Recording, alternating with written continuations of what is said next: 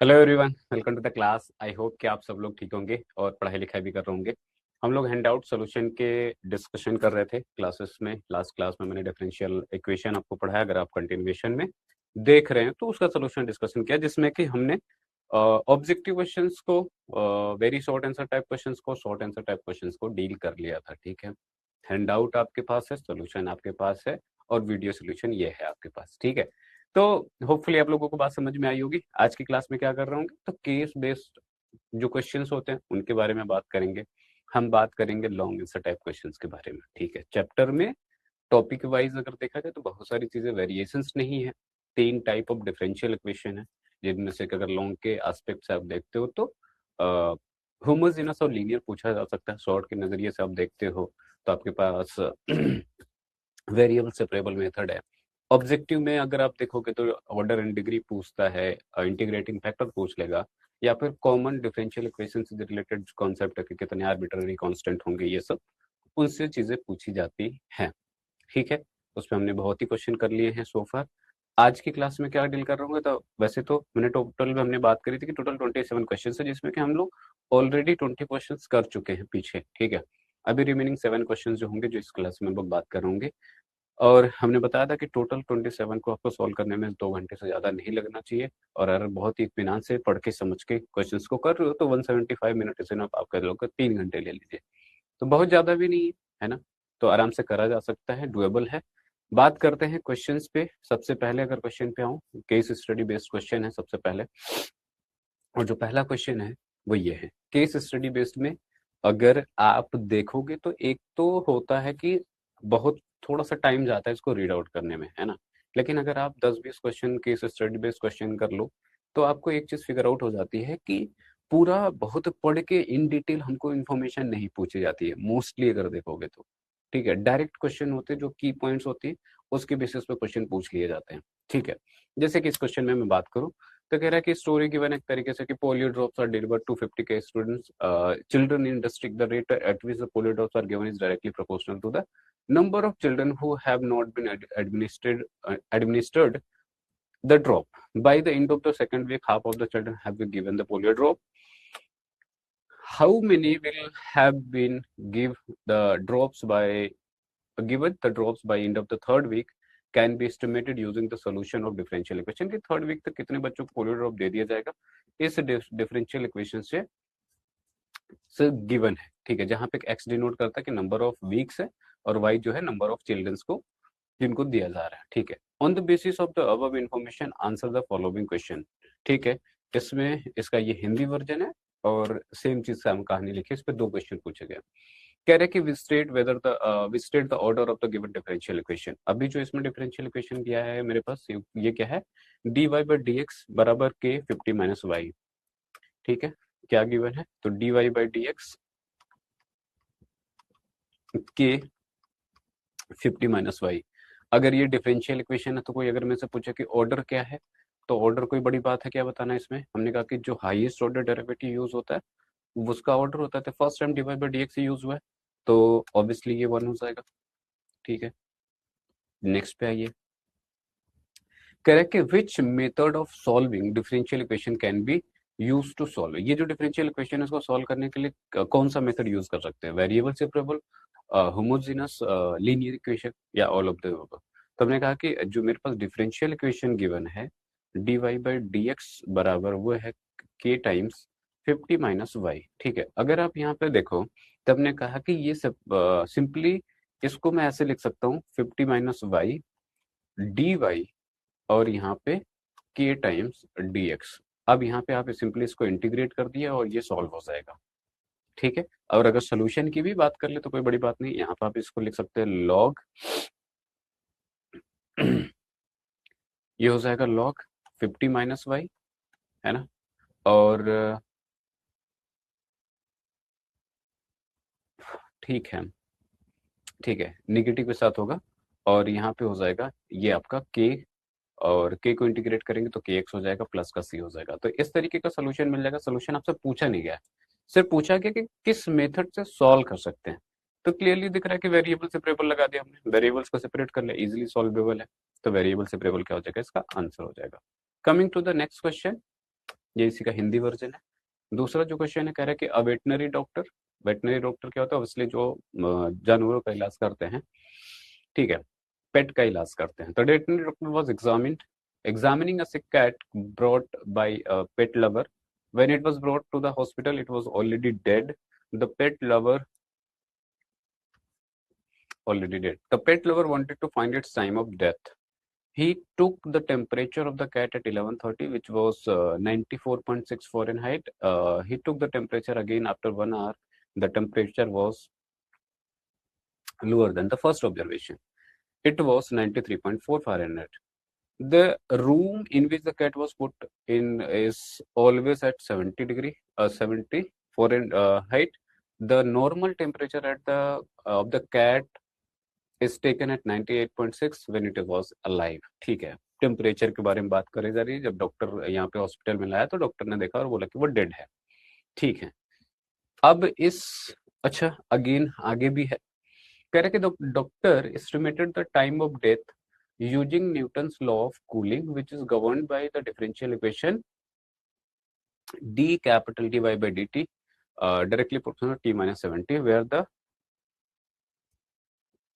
70 Fahrenheit is the room temperature, T is the temperature of the object at time t। ठीक है, ये capital T जो है वो टेम्परेचर को डिनोट कर रहा है, T स्मॉल t जो हो वो टाइम को डिनोट कर रहा है। Substituting the two different values of t and t made in the solution of the differential equation where k is the constant of proportions. Time of death is calculated on the basis of above information. Answer the following question। ठीक है, अब इसके basis पे मुझे following को answer करना है। तो बेसिकली मेरे पास जो काम की चीज है वो मेरा डिफरेंशियल इक्वेशन है, इससे हमारा ज्यादातर बात बन जाएगा। क्या है, क्वेश्चंस में आते हैं। तो इसका ये हिंदी वर्जन है, आप इसको पढ़ लेंगे। तो पहला कहता है कि state the degree of the differential equation. Differential equation क्या है, तो ये D T by D T के टी माइनस 70, जो डिफरेंशियल इक्वेशन है ये आपका है डी और टी बाई डी टी और के टाइम्स टी माइनस 70, है ना, ये गिवन है, आई होप सो। ठीक है, के टी माइनस 70। इसका मेरे से पूछा गया डिग्री क्या है। डिग्री क्या होता है, तो हमने कहा कि डिग्री होता है जो भी हाईएस्ट ऑर्डर डेरिवेटिव यूज्ड है इसमें, उसका पावर क्या है। तो इसका पावर क्या, 1 है। तो सिंपल सी बात पूछी, कोई कुछ भी टिपिकल सा नहीं है, तो 1 है। कहने की बताने की जरूरत नहीं है, बहुत सारे क्वेश्चन कर रखा हमने।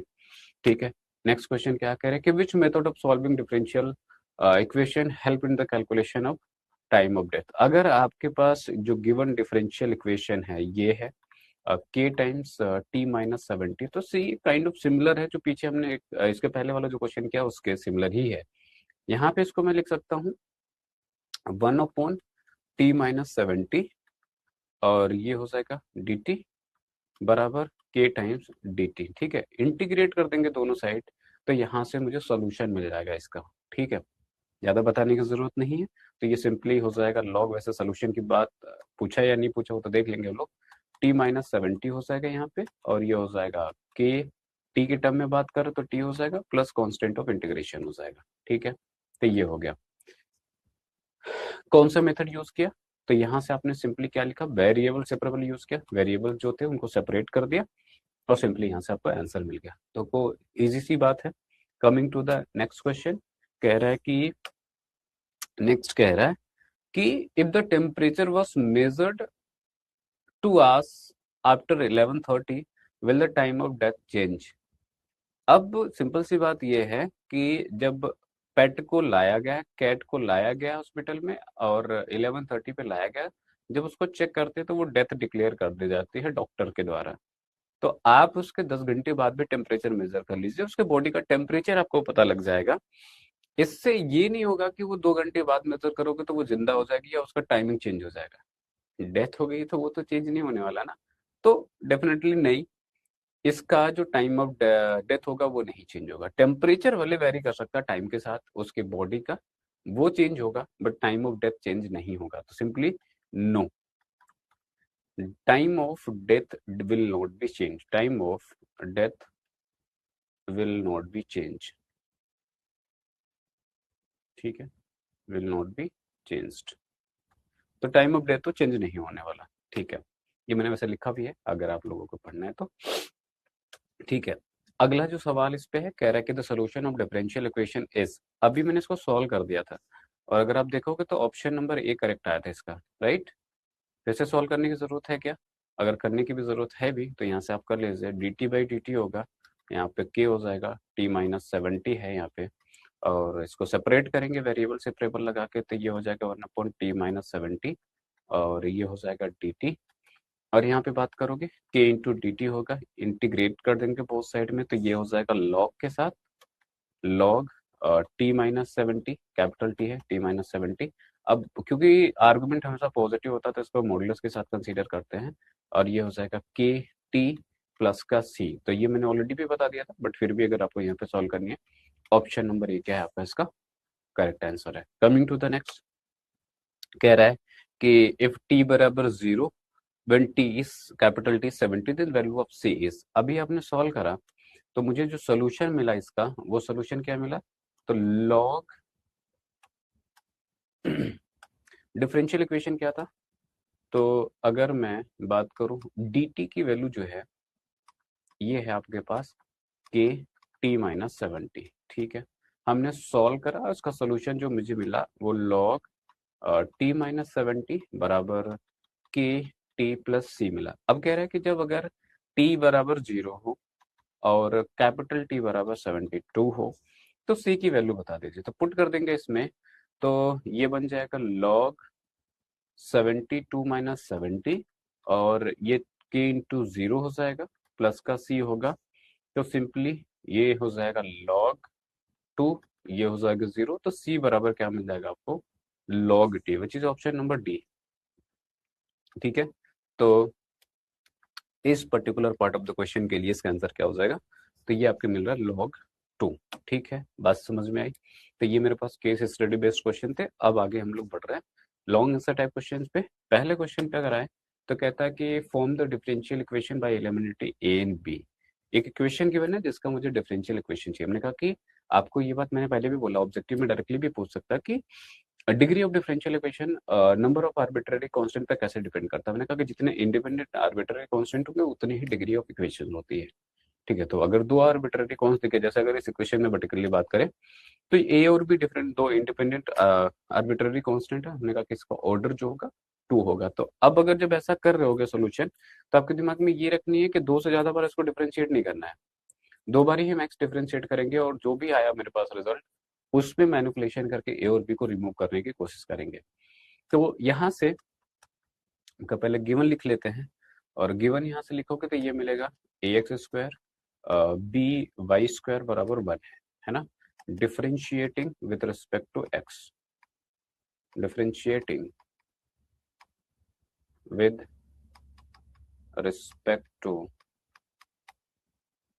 एक्स क्या हो जाएगा, तो ए तो कांस्टेंट है, ए इसको बाहर कर लीजिए, d by d x of x square हो जाएगा, बी कांस्टेंट है, d by d x of y square हो जाएगा बराबर d by d x of 1, ठीक है। ए को रहने देंगे, यहाँ पे आ जाएगा 2x, यहाँ पे सॉल्व करेंगे तो b है और ये हो जाएगा 2y, और y का करेंगे तो dy बाई डी एक्स, ये कांस्टेंट है, 0 हो जाएगा, ठीक है। dy बाई डी एक्स के लिए अगर सॉल्व करूं मैं यहाँ से तो क्या मिलेगा, ठीक है। इस 2 से चाहो तो ये 2 कैंसिल आउट कर सकते हैं हम लोग, है ना। D y by d x के लिए अगर सॉल्व कर लें तो ये मुझे मिल जाएगा d y by d x, a को दूसरी साइड लाओ, फिर बी से क्या कर दो, आप डिवाइड कर दो, तो ये हो जाएगा माइनस का,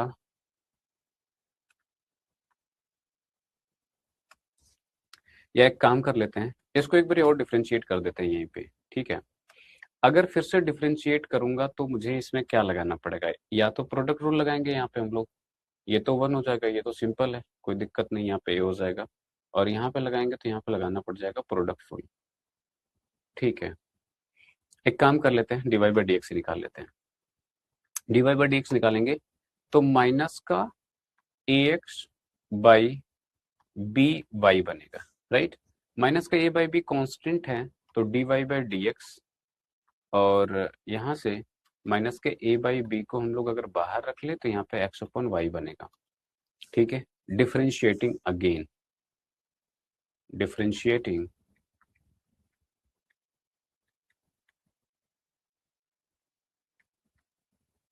अगेन।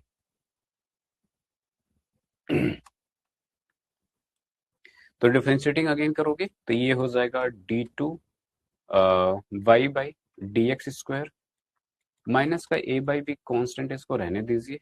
और यहाँ पे जब लगाएंगे तो यहाँ पे अंश बटा हर मुझे लगाना पड़ जाएगा, राइट। अंश बटा हर लगाएंगे तो क्या मिल जाएगा मुझे, हर इंटू अंश का अवकलन माइनस अंश इंटू हर का अवकलन डिवाइडेड बाई हर का square which is y square. ठीक है, सॉल्व करेंगे तो d two y by d x square हो जाएगा यहाँ पे, माइनस का ए बाई बी हो जाएगा। वाई से डिवाइड कर दोगे तो यहाँ पे बनेगा 1/y, 1/y minus x upon y square d y by d x. ठीक है, ये हो गया। अब फिर से ए बाई बी मुझे हटा नहीं, तो ए बाई बी नहीं हटा है, तुमने कहा कि यहाँ से आप चाहो तो ए बाई बी के लिए सॉल्व करोगे तो इसको मैं लिख सकता हूँ y by x d y by d x बराबर क्या, माइनस का ए बाई बी। ठीक है, तो इस माइनस के ए बाई बी की जगह पे आप ये पूरा का पूरा पुट कर सकते हो। तो डी टू, तो from above equation, from above equation क्या हो जाएगा बेटा, तो यहाँ पे d two y by d x square, और यहाँ पे ये क्या है y by x d y by d x, और ब्रैकेट में 1/y minus x upon y square और d y by d x. अंदर मल्टीप्लाई कर लीजिए तो d two y by d x square बराबर, जब अंदर मल्टीप्लाई करोगे तो y से y कैंसिल आउट हो जाएगा, 1/x d y by d x हो जाएगा यहाँ पे। और जब यहाँ पे मल्टीप्लाई करोगे तो y कैंसिल आउट होगा एक, और एक x कैंसिल आउट होगा, तो 1/y और यहाँ पे d two y by d x square हो जाएगा। अब चाहो तो d two y by d x square को एक साथ रख सकते हो, तो डी टू, अच्छा एक सेकेंड, एक काम और यहाँ पे, अब जब ये हमने डिवाइड, अच्छा डिवाइड कर दिया यहाँ पे तो ठीक है, ये कैंसिल आउट हुआ, इसके बटा में ये स्क्वायर हो गया, नीचे कुछ बचा नहीं। ठीक है, ठीक है, ठीक है। तो यहाँ से d two y by d x square के टर्म को एक साथ रख लेंगे, तो d two y by d x square, और यहाँ पे प्लस का 1/y d two y by d x square हो जाएगा, और बराबर 1/x d y by d x हो जाएगा। तो यहाँ से सॉल्व करेंगे तो ये हो जाएगा 1 plus 1/y d two y by d x square, ठीक है, प्लस बराबर 1/x d y by d x. तो ये आंसर हो गया। आप इसको यहाँ पे छोड़ सकते हैं, आप चाहो तो फिर से y के लिए सॉल्व कर सकते हो, जैसी आपकी मर्जी है उस तरीके से आप इसको सॉल्व कर लीजिए, बाकी यहाँ तक आपका ये ठीक है। ठीक है, तो होपफुली आप लोगों को ये बात समझ में आ गई होगी, और यही क्या हो जाएगा इसका, तो आंसर हो जाएगा y, यहाँ पे 1 प्लस वाई हो जाएगा।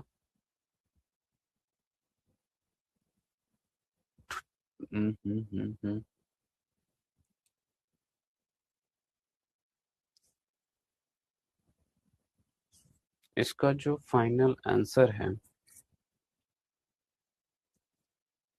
ठीक है, ये बिल्कुल ठीक है। इसको थोड़ा सा और सॉल्व करोगे आप लोग तो सॉल्व इसको और कर सकते हो, थोड़ा सा आंसर जो है इसको मैं मॉडिफाई कर देता हूँ, और ये मॉडिफाइड फॉर्म में ही बेसिकली गिवन है, तो आप इसको फर्दर और सॉल्व कर सकते हैं। ठीक है, फर्दर सॉल्व करोगे तो होगा क्या, जैसे देखो यहाँ पे y हो जाएगा, ये 1 होगा, बटा में y होगा, उसको दूसरी साइड लेके जा सकते हैं हम लोग, है ना।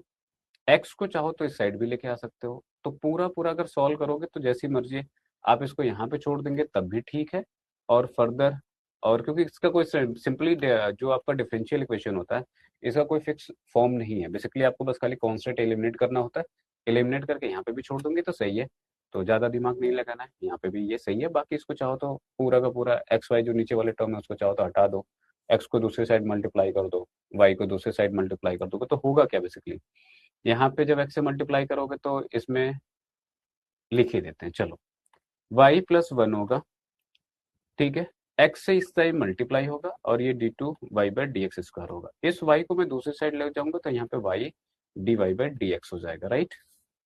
इसको फर्दर अंदर सॉल्व करोगे तो एक्स वाई होगा, इस d two y by d x square हो जाएगा, plus x d two y by d x square हो जाएगा, और यहाँ पे लेके आओगे तो minus y d y by d x हो जाएगा बराबर का 0। जस्ट इन केस जो सोल्यूशन लिखा है उसमें किसी को लगे कि सर ये तो अलग ही लिखा है, नहीं अलग नहीं लिखा। यहाँ पे एक्स वाई हो गया, इसको वाई डबल डैश लिख सकते हो। यहाँ पे एक्स हो गया, इसको फिर से वाई डबल डैश लिख सकते हो, माइनस का वाई हो गया, इसको वाई डैश लिख सकते हो बराबर 0। तो जो आपके पास सोल्यूशन में पड़ा होगा वो ये लिखा होगा। ऊपर भी छोड़ देते तो कोई दिक्कत नहीं थी, वो बिल्कुल करेक्ट था, टोटल फाइन था। ठीक है, coming to the next question. Next question says कि find the particular solution of the differential equation dy by dx बराबर y cot 2x, और गिवन दैट कि y पाई बाई 4 पे 2 है। पर्टिकुलर सॉल्यूशन की बात कर रहा है। गिवन क्या है, तो मेरे पास जो डिफरेंशियल इक्वेशन है dy by dx वो है आपका y cot 2x। ठीक है, ये गिवन है। हमने कहा कि इसको वेरिएबल सेपरेबल लगा सकते हैं by variable separable. Variable separable से क्या हो जाएगा, ये तो ये हो जाएगा y को मैं इस साइड लेके आऊंगा तो 1/y हो जाएगा, dy हो जाएगा, और यहाँ पे cot 2x dx हो जाएगा, राइट। इंटीग्रेट कर देंगे तो 1/y dy integral cot 2x dx। ठीक है, 1/y का इंटीग्रल log y हो जाएगा, कोई टेंशन नहीं है। cot x का होता है log sin x, लेकिन यहाँ पे 2x है तो ये log sin 2x होगा और 2 से डिवाइड होगा। तो 1/2 को मैं बाहर कर देता हूँ, इसको लिख देता हूँ log मोड के अंदर sin 2x, क्योंकि आर्गुमेंट हमेशा पॉजिटिव होगा, प्लस कांस्टेंट ऑफ इंटीग्रेशन। तो यहाँ तक ठीक है। अब लेकिन मुझे गिवन है कि y की वैल्यू जब पाई बाई सॉरी x की वैल्यू जब पाई बाई 4 है, क्या लिखा है एक्चुअली में, लिखा हुआ है y पाई बाई 4 पे, और इसकी वैल्यू आई गेस 2 दे रहा है ना। हाँ, तो अब इसकी वैल्यू 2 दे रहा है, इसका मतलब सिंपल सा ये है कि जब x की वैल्यू पाई बाई 4 है तो y की वैल्यू क्या अपने पास, वो 2 है। अब अगर ये वैल्यू मैं ऊपर वाले इक्वेशन में पुट करता हूँ, इस वाले इक्वेशन में, तो ये हो जाएगा y की वैल्यू 2 पुट करेंगे तो यहाँ पे log 2 हो जाएगा, ये 1/2 है, log और साइन और x की जगह पे पाई बाई 4 पुट करोगे तो 2 इंटू क्या, पाई बाई 4 हो जाएगा, प्लस का c होगा। ठीक है, log 2 यहाँ पे मिलेगा, ये 1/2 है, और यहाँ पे करोगे तो ये बेसिकली क्या होगा, इस 2 से ये 2 कैंसिल आउट हो जाएगा, तो यहाँ पे 2 बचेगा, साइन पाई बाई 2 बचेगा, साइन पाई बाई 2 की वैल्यू 1 होती है, तो बनेगा log 1 की वैल्यू क्या होती है, 0 होती है। तो प्लस का c, तो ये तो पूरा का पूरा टर्म 0 हो जाएगा, इसको आप लिख सकते हो log 2, ये पूरा 0 हो गया, प्लस का तो c, तो इसका c की वैल्यू क्या आ गई, log ऑफ 2 आ गई। अब log ऑफ 2 की वैल्यू फिर से आप इक्वेशन में पुट कर देंगे, तो नाउ तो ये क्या हो जाएगा, log y था यहाँ पे 1/2 log of mod of sine 2x है यहाँ पे, प्लस c है, c की वैल्यू क्या आई है आपके पास, तो log 2 आई है। ठीक है, तो ये आपके पास आंसर हो जाएगा। आप इसको इस फॉर्म में छोड़ सकते हो, आप चाहो तो इसको थोड़ा और मॉडिफाई कर सकते हो। ठीक है, पूरी तरफ log है, हर तरफ log है, तो इसको हम कैसे कर सकते हैं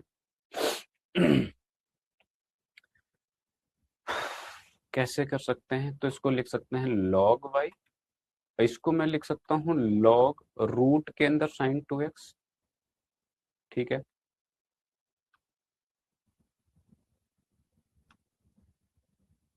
टू एक्स प्लस का log 2।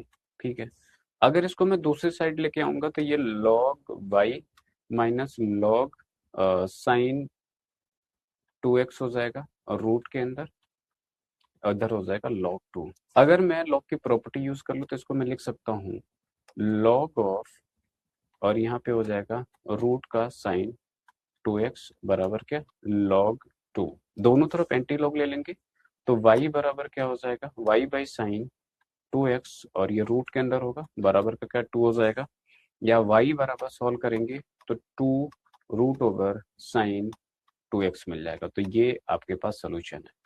ठीक है, कोशिश करते हैं हम लोग कि सीधा का सीधा जो आंसर है वो आपके पास किस में आए, y और x के टर्म में है तो ज्यादा बेटर है। ठीक है, coming to the next question. Next question क्या कह रहा है, कह रहा है कि form the differential equation of all circle which pass through the origin and whose centres lie on the y axis. ठीक है,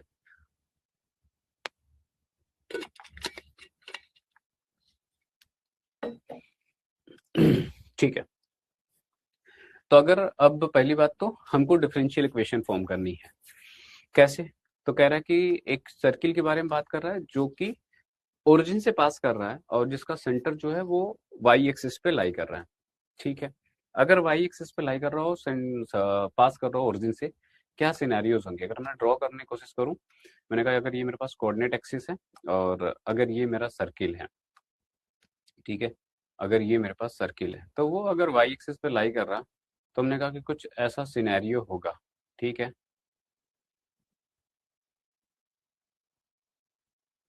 तो कुछ ऐसा सिनेरियो होगा कि ओरिजिन से पास भी कर रहा हो और उसका जो सेंटर लाई कर रहा हो वो इस पे लाई कर रहा हो। ठीक है, अगर मान लीजिए यहाँ पे कोई सेंटर इसका है, तो अगर ये सेंटर आप कुछ भी नाम देना चाहो तो इसको मैं क्या देख सकता हूँ, 0, a बोल दीजिए।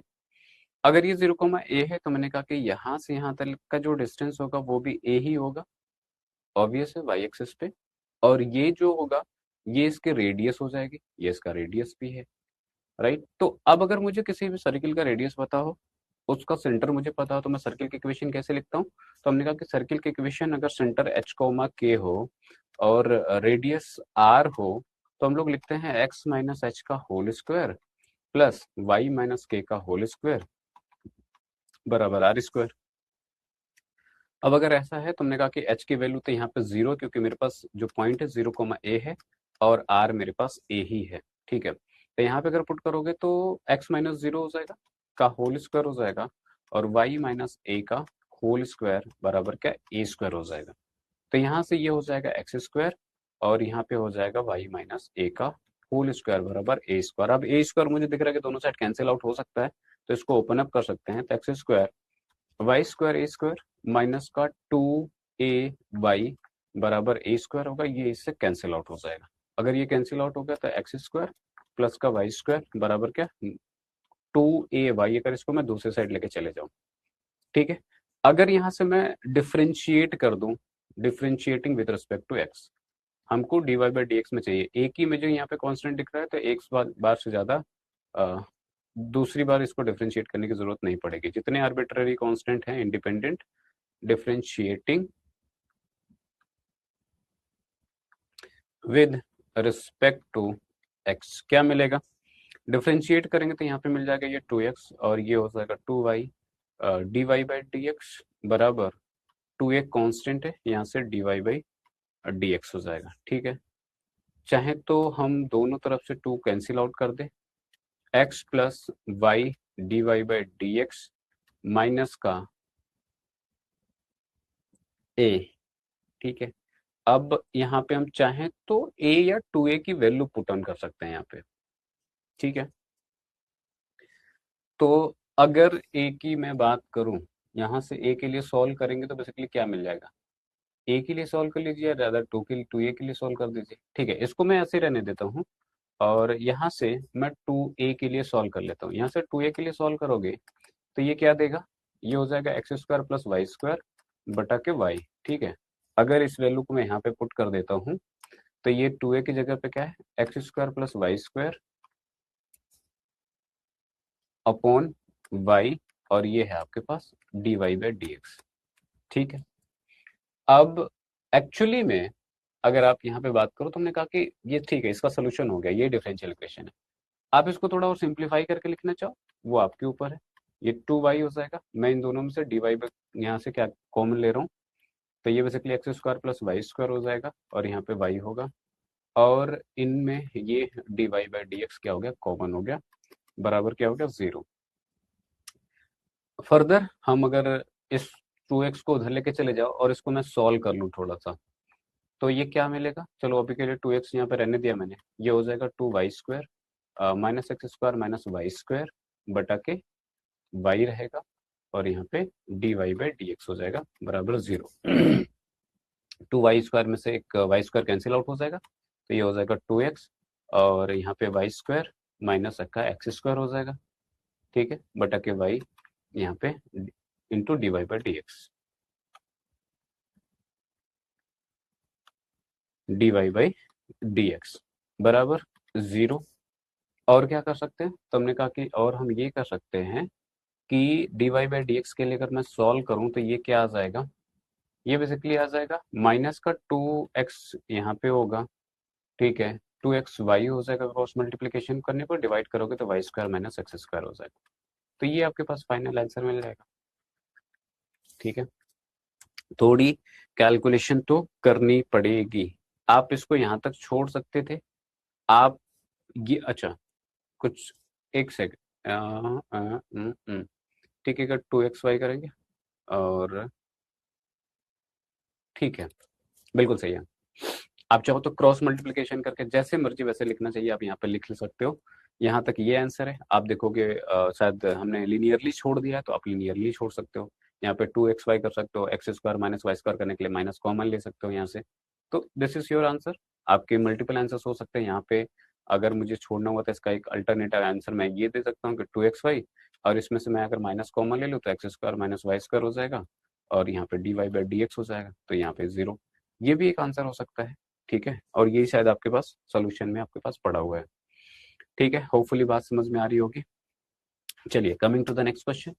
कह रहे कि find the equation of a curve passing through the origin given that the slope of the tangent to the curve at any point x y is equal to the sum of the coordinates of the point.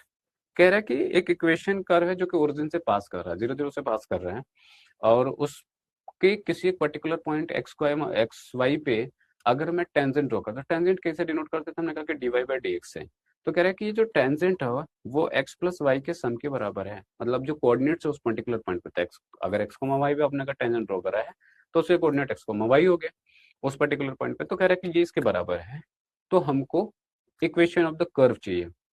ठीक है, तो ठीक है, निकालते हैं यहाँ से equation of curve. हमने कहा कि यहाँ पे क्या कर सकते हैं इसके बराबर है d y by d x बराबर, हम लोग यहाँ पे इसको लिख सकते हैं माइनस का वाई बराबर एक्स। समझ में आ रहा है? अगर आपको ये दिखा हो तो हमने कहा कि ये लिखा हुआ है d y by d x plus यहाँ पे माइनस का 1 है इंटू वाई है बराबर यहाँ पे एक्स है। ये आपका एक लीनियर डिफरेंशियल इक्वेशन है, पहले भी करवा रखा है। और अगर लीनियर डिफरेंशियल इक्वेशन है जहाँ पे पी की वैल्यू -1 है, क्यू की वैल्यू क्या है, यहाँ पे मेरे पास एक्स है। क्या तरीका होता है, सबसे पहले इंटीग्रेटिंग फैक्टर निकालते हैं। इंटीग्रेटिंग फैक्टर निकालेंगे तो ए की पावर पी डी एक्स हो जाएगा। तो बेसिकली क्योंकि -1 है तो ए की पावर -1, और यहाँ पे डी एक्स होगा, ये क्या आ जाएगा, तो ए की पावर -x। तो इंटीग्रेटिंग फैक्टर क्या आ गया आपके पास, e की पावर माइनस का x। ठीक है, अगर इंटीग्रेटिंग फैक्टर मिल गया तो नाउ सोल्यूशन जो लिखते हैं कैसे लिखते हैं, y इंटू आई एफ बराबर integral I F into Q plus dx plus constant of integration.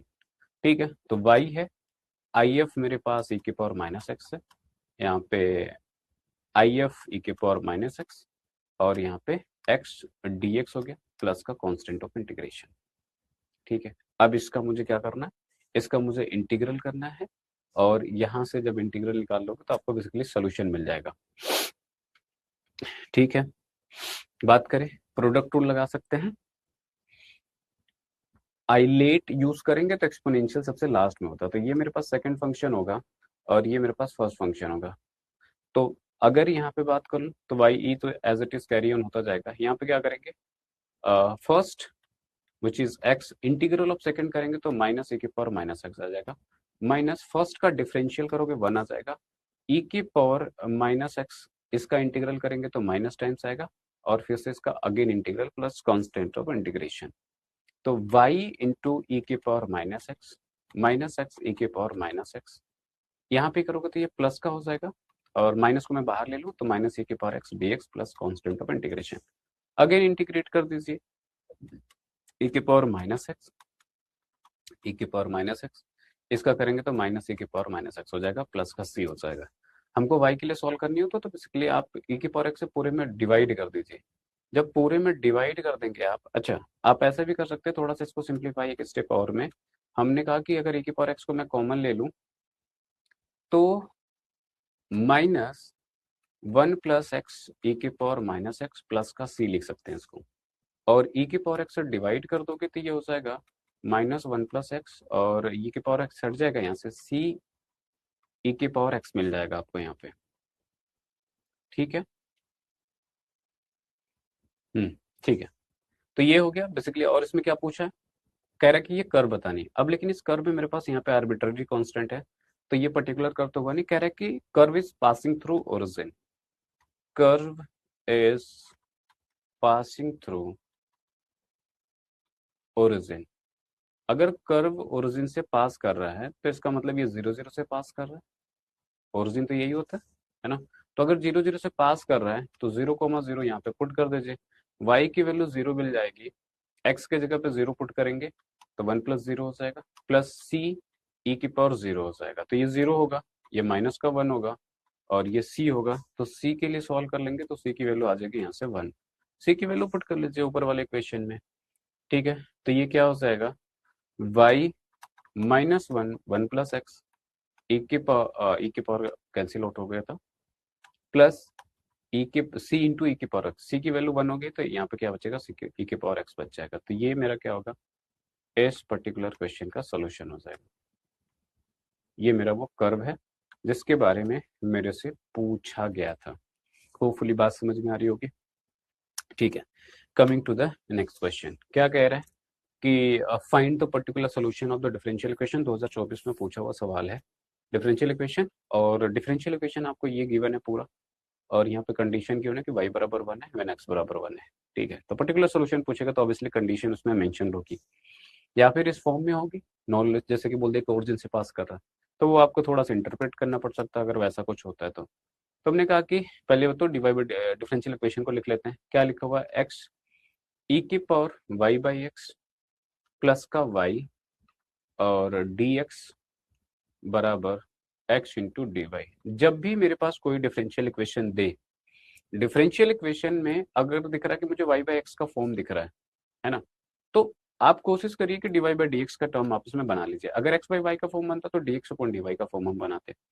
अब अगर यहाँ से मैं बात करूं dy/dx बराबर, तो dy/dx बराबर अगर आप सॉल्व करोगे तो इस x को यहाँ पे डिवाइड कर देंगे, तो x e⁻y/x होगा, प्लस का y होगा, राइट। डिवाइड बाई x करोगे, और जब यहाँ से डिवाइड करोगे तो dy/dx बराबर हो जाएगा, ये x डिवाइड करोगे तो यहाँ पे सिर्फ y/x बचेगा, कैंसिल आउट हो जाएगा, और ये बचेगा यहाँ पे y/x।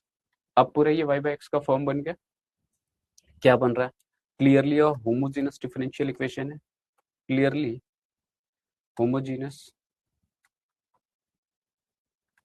होमोजेनस डिफरेंशियल इक्वेशन है। तो अगर होमोजेनस डिफरेंशियल इक्वेशन है तो हमने कहा कि सॉल्व करने का प्रोसीजर क्या होता है, तो हमने कहा पहले सबसे पहले लेट करते हैं।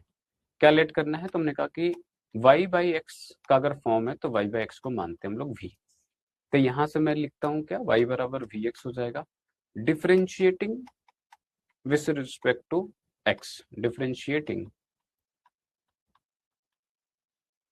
विद रिस्पेक्ट टू x हो जाएगा यहाँ पे। और अगर x के रिस्पेक्ट में डिफरेंशिएट करोगे तो यहाँ पे हो जाएगा पहली बात तो dy/dx, यहाँ पे करोगे प्रोडक्ट लगा दोगे, फर्स्ट फंक्शन डिफरेंशियल सेकंड करोगे 1 आ जाएगा, सेकंड फंक्शन यहाँ पे डिफरेंशियल ऑफ फर्स्ट। तो ये मेरे पास मिल गया क्या, dy/dx बराबर क्या, v प्लस एक्स dv/dx। ठीक है, ये मिल गया मुझे। अब अगर इसी चीज को मैंने कहा कि फ्रॉम द इक्वेशन नंबर 1, आप इसको हमेशा इक्वेशन नंबर 1 पुट कर दीजिए। ठीक है, replacing the value of dy/dx and y/x in equation number 1। ठीक है, क्या था मेरे पास इक्वेशन नंबर 1, तो यहाँ पे है dy/dx बराबर e⁻y/x plus y/x as in whole. dy/dx हमने क्या निकाला, तो यह है vx dv/dx बराबर e⁻y/x को क्या मानेंगे v, और y ये क्या हो जाएगा, v हो जाएगा। ठीक है, और अगर यहाँ से ये आप देख रहे हो तो हमने कहा कि ये भी कैंसिल आउट हो जाएगा, तो बचेगा क्या, तो यहाँ पे मेरे पास बच जाएगा x इंटू dv/dx बराबर e⁻v। ठीक है, ये मिल रहा है। अब हमको क्या करना है, तो हमको लगाना है वेरिएबल सेपरेबल यूजिंग। अच्छा, यहाँ तक करने के बाद आपको पता कि वेरिएबल सेपरेबल लगाना ही लगाना है, इसके अलावा कोई काम ही नहीं बनती हमारी। Using variable separable. Variable separable अगर यहाँ पे लगाते हैं तो v को एक साइड लीजिए, तो यहाँ पे हो जाएगा 1/v dv, ठीक है, और यहाँ पे हो जाएगा क्या 1/x dx हो जाएगा। आप इसको चाहो तो ऐसे लिख लो e⁻⁻v dv, और यहाँ पे आप क्या लिख सकते हो, तो ये 1/x dx, this one is okay. Integrate कर दीजिए दोनों साइड इंटीग्रेट करेंगे तो e⁻v का इंटीग्रल e⁻v होता है, माइनस की वजह से इस माइनस आ जाएगा यहाँ पे, और यहाँ पे हो जाएगा, इसको करोगे तो ये आपके पास देगा log x प्लस का कांस्टेंट ऑफ इंटीग्रेशन c, ठीक है, ठीक है।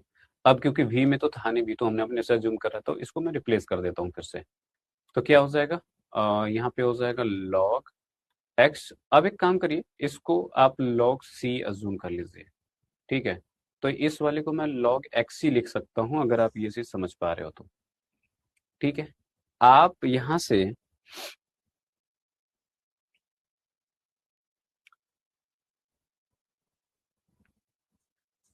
क्या और क्या इन्फॉर्मेशन गिवन है, कुछ ऑलरेडी गिवन है क्या? अच्छा, y बराबर 1 पे x बराबर 1 है, ठीक है, कोई बात नहीं। तो सिंपली आप यहाँ पे क्या कर सकते हो,